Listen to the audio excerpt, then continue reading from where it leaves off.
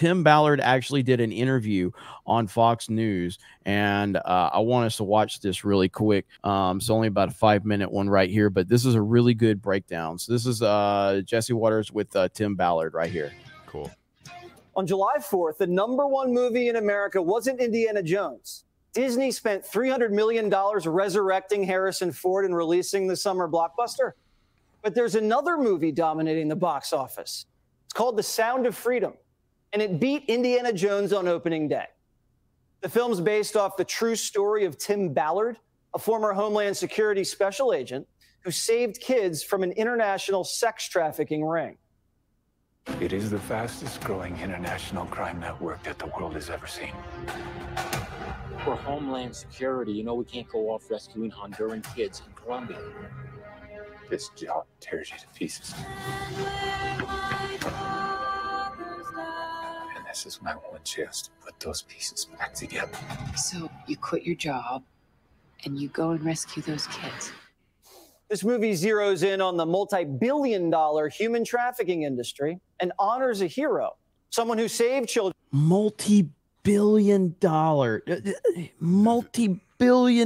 industry. Not just like multi-billion. When you say that, it doesn't quite put to scale how much. At the end of the movie, in the post-credits, they said that this industry, human trafficking worldwide, is a $150 billion business. Put that into perspective. 150 billion. You can't even think of a number that high. Imagine 150 billion dollars. Like, you can't even possibly comprehend how much that is. This is why this movie is so important to highlight this, because it's like, did everybody with a working brain know that this was a problem? Yes. Did everybody understand how big of a problem? I don't think so. I know I didn't. Children from sex slavery.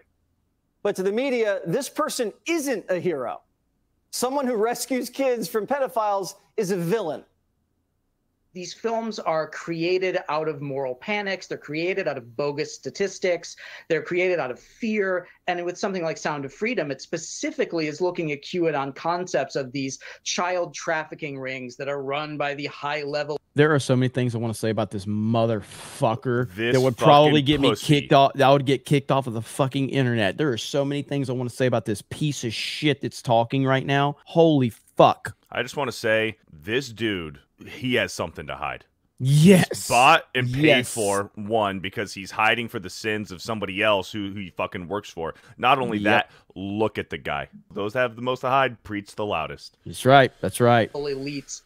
For some reason, the entire media is smearing this movie as a dangerous conspiracy theory. The press is saying that the star, Jim Caviezel, is a QAnon guy. And Jim plays Tim Ballard, which is strange because just a few years ago, the same media was celebrating Tim Ballard's heroics. Watch. Tim Ballard has one mission: to track down child traffickers.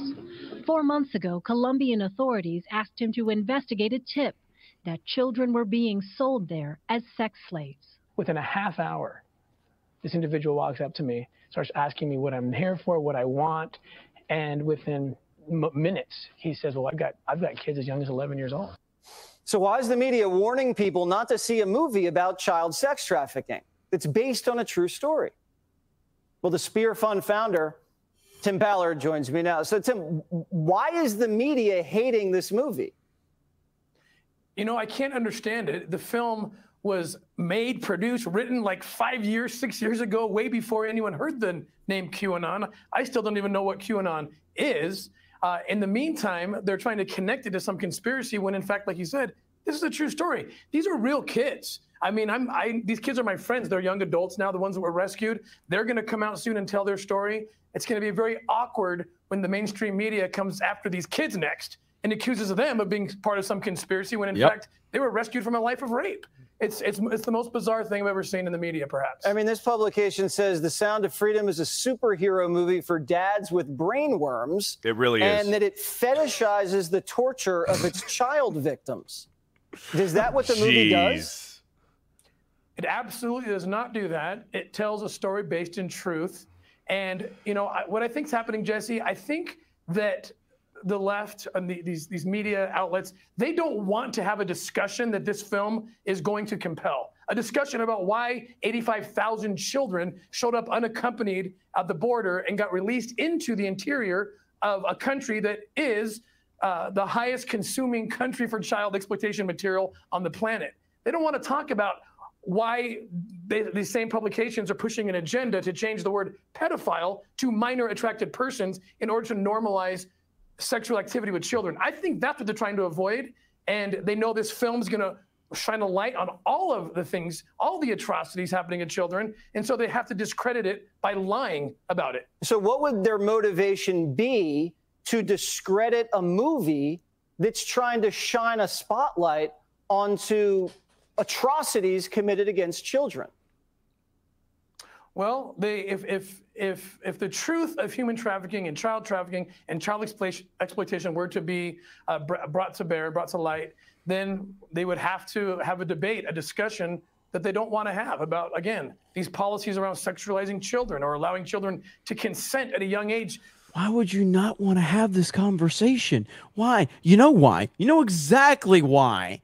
Those that preach the loudest have the most to hide. And this is exactly what it comes down to. There's an obvious reason why you wouldn't want to have this conversation.